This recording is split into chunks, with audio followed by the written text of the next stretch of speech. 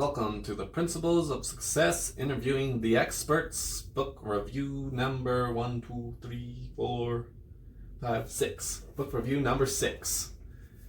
And this one is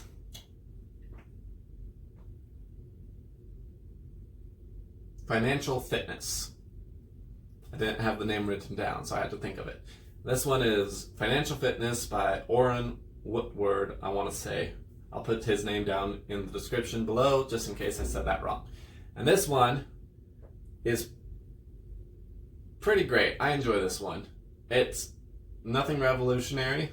However, it is one of the most complete ones that I've seen out of all of them. They tend to, each financial book that I've read tends to focus on one aspect more than the others. This one, he talks about the 4 quadrants. And you have basically 2 lines. One is offense and one is defense. I briefly mentioned offense and defense before in one of the previous financial book reviews. And those 2 lines make up 4 quadrants. You have you have people who are good at offense and defense. You have the people who are good at offense but suck at defense. The people who are good at defense but suck at offense. And the people who are good at defense and the people who suck at both defense and offense.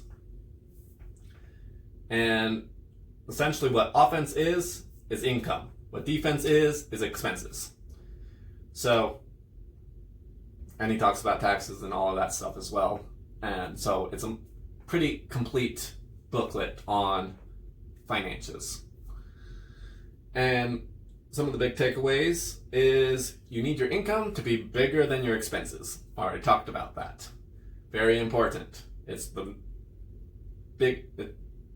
I'm going to say it's the number 1 rule of wealth.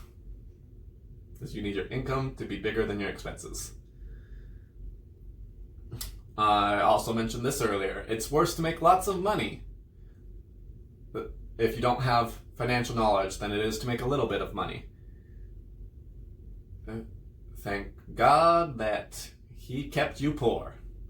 Because if you had been able to make a bunch of money, you might be in a $5 million hole instead of a $5,000 hole.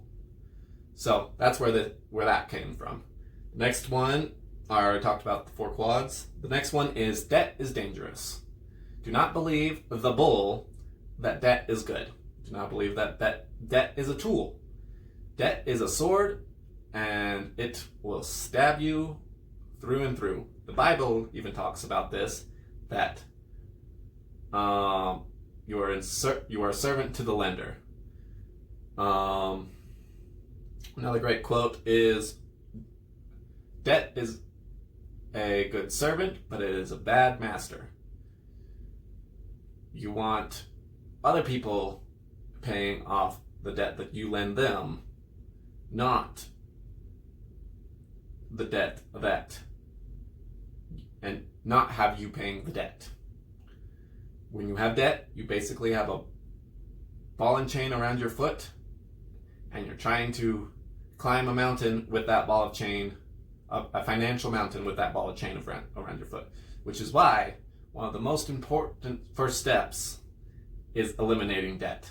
Warren Buffett has a quote, something along the lines of, debt is like using debt to push yourself financially forward is like a sword hanging over your head and praying that it doesn't fall. So, stay away from debt. And I mean all debt, even the debt that people try and convince you is good debt, like a mortgage, like a car payment. And we'll talk about more of that in a little bit. Those are all bad debt. There's no such thing as good debt. There's no such thing as leveraging debt to increase. So there is a financial rule that you might take this and go with it. I wouldn't recommend it, but if you take a debt at, let's say, 3% interest, and then you go and invest in something that will give you a 7% interest, you essentially are making 4% interest off of that. Some financial people will actually encourage that. However, that is a highly risky maneuver to do. And that's where that quote of sword hanging over your head comes from. It works, but if things fall apart, things will fall apart much worse as if you had just kept to safe investing practices. Warren Buffett's rule number one for investing is not to lose money. And when you have debt, it's so much easier to lose money than it is when you're safe and secure in the positives. So that's a little bit on debt. Not necessarily all what is covered in that book, but we talked about that. Next is running in place. I've talked about this a little bit more. I've used the analogy of treading water and drowning. Same thing he uses the analogy of a treadmill. If you're good at offense, which is making money, but you suck at defense, which is expenses, all that money's coming in and all that money's going out. So you're essentially running and running and running in place. The next big takeaway is saying no temporarily. You don't have to say no always, but if your income, if saying yes would bring that expenses up to your income or above your income, you need to say no to that. You need to temporarily put off the gratification so that way you can financially propel yourself forward. So just to go a little bit more into the quadrant breakdown, you have people who are good at making money and good at defense. They're good at generating more and more income and good at saying no to the things that will hinder that. The people who are good at defense but suck at offense are the cheapskates. The people who are good at offense but are bad at defense are the people who are treading water or running in place. The people who are bad at defense and bad at offense are the people who are drowning. And you don't want to be in that category. So say no temporarily so that way you can put yourself into a place to increase your income so that way you can then afford the things that you want. You don't have to never have the things that you want, but you do have to wait until you can actually afford the things that you want. The next big takeaway is you need to be prepared for crisis. Great example of this is coronavirus. Things fell apart. Did you have a rainy day account to keep you afloat?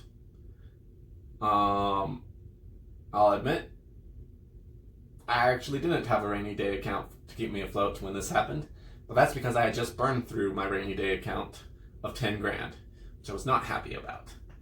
But you have to make sure to and when things happen, you have to make sure to restock that as fast as possible. And we'll talk about that more when we talk about the next book. And then this one I know we already talked about, and it's the community. Who do you have around you? You are like the 5 people that you are closest to. Birds of a feather flock together. Make sure that the people in your life are the people you need in your life. And then the last big takeaway is you need to educate yourself. You need to learn. You need to become more skilled in finance and in everything else and keep growing, because once you stop growing, you're stagnant, and there's no such thing as actually stagnant. You're either growing or you're dying. And the world is always evolving, so if you're not learning, you're falling behind, and eventually, if you don't keep up, you'll lose all of your money to somebody who has more knowledge. Anyway, that's it for this week, and I will see you all next week.